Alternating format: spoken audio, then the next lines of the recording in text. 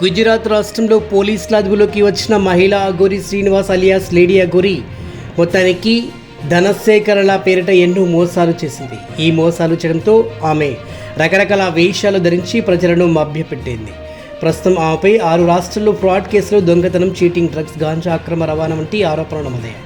అఘోరిగా ఉన్నప్పటికీ శ్రీనివాస్ వివిధ సందర్భాల్లో మారు వేషాలు వేసి మోసాలకు పాల్పడింది. దీంతో ఆమెను త్రివిధ సెక్షన్ల కింద అరెస్టు చేసి తిహార్ జైలుకు తరలించబోతున్నారట. ఆమె పట్ల ప్రజలు భయోందోళన చెందగా పోలీసులు అఘోరిని అదుపులోకి తీసుకుని సమర్థంగా విచారణ చేపట్టనున్నారు. ఇక గుజరాత్లో పోలీసుల అదుపులోకి వచ్చిన లేడీ అఘోరి అలియాస్ శ్రీనివాస్ కథ ఇప్పుడు దేశవ్యాప్తంగా చర్చానీయాంశమైంది. తెలుగు నాట సనాతన ధర్మం లోక కళ్యాణమని నినాదాలతో తిరుగుతూ చివరికి మోసాలకే పరిమితమై గుజరాత్ పోలీసులకు చిక్కాడు. శ్రీనివాస్ సనాతన ధర్మం పరిరక్షణ పేరుతో పలు ఆలయాలను సందర్శిస్తూ భక్తులను ఆకర్షించే ప్రయత్నం చేస్తున్నాడు. అయితే సోషల్ మీడియాలో వీరి వీడియోలు వైరల్ అయ్యాయి. అయితే ప్రత్యేక పూజలు, ధార్మిక ఉపన్యాసాలతో అతడు విశేషంగా గుర్తింపు తెచ్చుకున్నాడు. ముఖ్యంగా సికింద్రాబాద్, వేములవాడ వంటి ప్రదేశాల్లో అతని సందర్శనకు విపరీతమైన ప్రచారం కూడా లభించిందనే చెప్పాలి.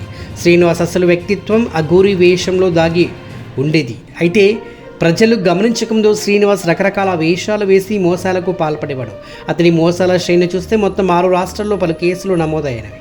ఇక ఫ్రాడ్ కేసులు, విభిన్న ఆలయాల్లో భక్తుల నుండి దానం పేరిట డబ్బులు వసూలు చేయడం, ఇలా నార్త్లో మొత్తానికి అనేక చోట్ల చేశాడు. మొత్తానికి చీటింగ్ కేసులు, బోగస్ స్కీమ్లతో డబ్బులు తెచ్చుకోవడం, దొంగతనం, ప్రజల ఆస్తులను అపహరించడం, డ్రగ్స్ అండ్ గాంజా రవాణా, నిషేధిత పదార్థాలను అక్రమంగా రవాణాకు పాల్పడడం.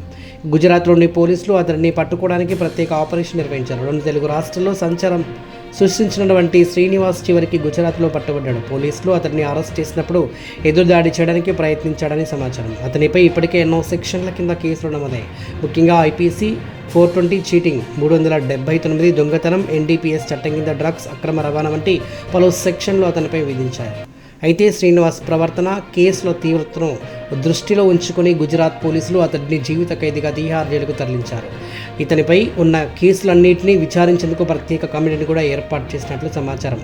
అయితే అంతకుముందు తెలంగాణలో కూడా పోలీసుల మీద చేయి చేసుకోవడం, ఇష్టానుసారంగా మాట్లాడడం, ఇదంతా కూడా పోలీసులు పరిగణనలోకి తీసుకొని మొత్తానికి ఆయన మీద అనేక కేసులు సెక్షన్ల కింద నమోదయ్యాయి. మొత్తానికి శ్రీనివాస్ వేషధారణకు ఆకర్షితులైన వారు ఈ వార్త విని షాక్కు గురయ్యారు. అయితే అతడి మోసాలు బహిర్గతమయ్యాక ప్రజలు ఆగ్రహం వ్యక్తం చేస్తున్నారు. సనాతన ధర్మం పేరుతో మోసాలు చేయడం పట్ల హిందూ సంఘాలు తీవ్ర అసహనం వ్యక్తం చేశాయి.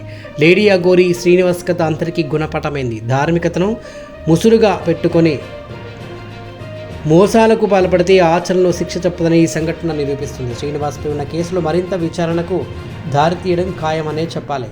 మొత్తానికి శ్రీనివాస్ తనను లేడీ అఘోరిని పరిచయం చేసుకుని తెలుగు రాష్ట్రాల్లోని పలు ఆలయాలను సందర్శిస్తూ ధార్మిక ప్రచారం చేశాడు. అయితే ఈ సందర్శనల వెనుక అతని అసలు ఉద్దేశం ప్రజలను మభ్యపెట్టి డబ్బు దోచుకోవడమని తర్వాత వెల్లడైంది. సనాతన ధర్మం కోసం విరాళాలు సేకరిస్తున్నట్లు చెప్పి ఇలా నార్త్ ఇండియాలో అనేక చోట్ల కూడా ఆయన వసూలు చేశాడు. భారీ మొత్తంలో డబ్బులు వసూలు చేసుకొని ఇక అక్కడి నుంచి పరారయ్యాడు.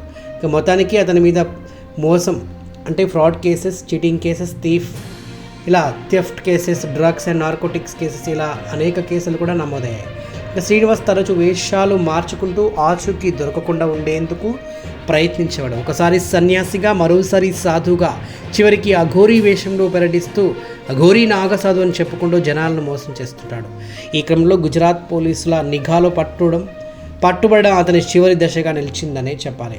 గుజరాత్ పోలీసులు శ్రీనివాస్ను అదుపులోకి తీసుకున్నప్పుడు అతని ఎదురు దాడికి దిగి యత్నించినట్లు సమాచారం. అతడిని అదుపులోకి తీసుకొని పలు సెక్షన్ల కింద కేసులు నమోదు చేశారు. ఇక శ్రీనివాస్పై ఉన్న కేసుల తీవ్రతను దృష్టిలో ఉంచుకుని అతడిని జీవిత ఖైదీగా తిహార్ జైలుకు తరలించారు. అతడి బ్యాక్గ్రౌండ్, కేసుల వెనుక ఉన్న అసలు మొత్తానికి కథనాలు వెలికి తీయడానికి ప్రత్యేక విచారణ బృందాలు కూడా ఏర్పాటు చేసినట్లు సమాచారం. ప్రస్తుతం ఈ వీడియో సోషల్ మీడియా మాధ్యమంలో వైరల్గా మారింది.